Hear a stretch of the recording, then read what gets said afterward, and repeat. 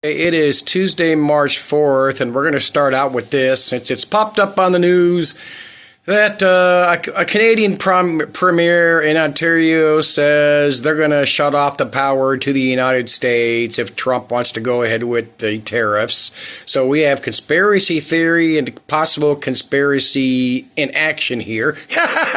A false flag, whatever operation. So Trump doubles down on floating Canada's 51st state. So let's see what popped up today. A Canadian premier threatens to cut off U.S. electricity exports with a smile on my face. They need to feel the pain. The premier of Canada's most populous province, Ontario, smile on my face. Cutting off. Oh, here where we go. We're gonna. They need our energy. We'll come back twice as hard. Ontario alone powered 1.5 million homes in the U.S. in 23. Major exporter electricity: New York, Michigan, Minnesota. And Texans always love this sort of horse shit. The United States is a major customer for Canadian electricity, with all American power grids, with the exception of Texas, interconnected. That's the key word, of course, interconnected with Canadian provinces. So I did a quick Google on this is just Canada's nuclear sites. There's two there. That one's, because that might be closing hours. Let's go over here to the East Coast, where the majority of them are. But look at the key point here. Look how they're just right across the border. I'm going to get to that in a minute. This is where I'm going to do my bit of fear porn. Let me pause here. And there is Ottawa, and right below that is the US of A, New York. Why Ottawa? Because that's where Canada's parliament meets. Do you realize how... No, hang on. Let me make sure I don't have nothing else here. I do want to show a 3.5-minute clip I saw on Fox News, but I want to cover this first. Because do you realize how easy it would be for the U.S. to set up some troops in Blackhawks and driving over the border and go over there and just take over like that? Probably maybe not even a shot being fired, and take over a bunch of them power stations, just like Russia hopped across the border 50 or 100 miles into Ukraine and took over. That's a bigger battle because they're not armed. Remember, they're not armed in Canada. The cops don't even carry guns. And I mean, look how easy this.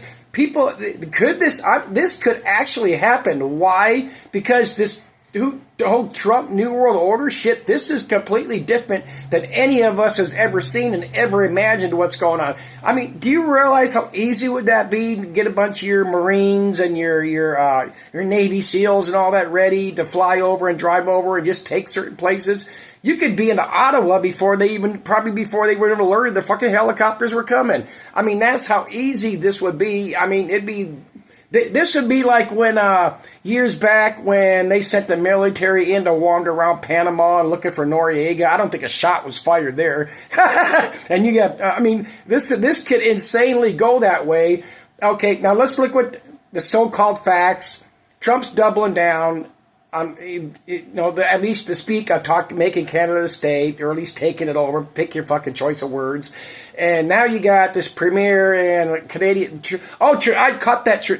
I watched that Trudeau speech today on a replay on YouTube, and that came across to me as legit, because what people got to realize now, what's going on, we saw it with Zelensky, and now we're seeing it with what's going on in Canada. This is a takeover extraordinaire, and I've always hated the term, and I don't think I've ever used it on any time and ever on any of my channels, but this is a completely reshaping of all this New World NAFTA agreements, all this shit that falls under the geopolitical and all that. So don't think that could not happen. I mean, what's Canada going to do if we send a bunch of troops over and take all those power plants on the border? Not a fucking thing. Bitch and moan and send over their Mounties. I mean, give me a break. I mean, we know the Canadian military ain't would they even fight back if they were told to do so? I mean, look how easy this could happen.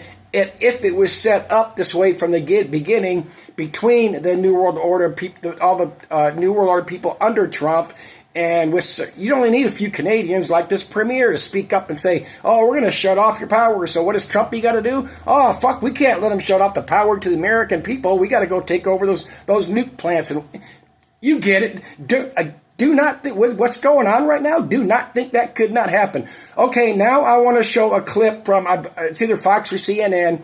It's 3.5 minutes long, And what they're talking about is the jobs available in the U.S. and versus these federal civil service workers getting fired. It's 3.5 minutes. I'm gonna interject, I think, twice to point out the bullshit in it. It's 3.5 minutes, and I'm done with this video. So let's say 4 minutes. Pause here.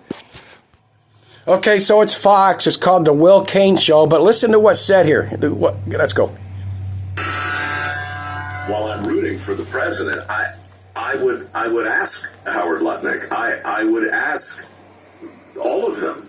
Elon, I'm asking them now.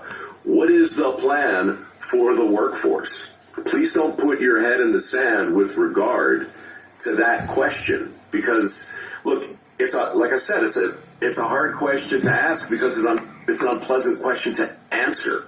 But if our country doesn't have the will, if the workforce isn't there, then part of unraveling this puzzle is to make a persuasive... Okay, setting the stage there already for we don't have the workforce nor the will to get jobs or other jobs because of all these civil workers being fired. Let's listen to the bullshit here. National effort to support the very jobs the president is hoping to create, as well as a long list of jobs that are wide open right now.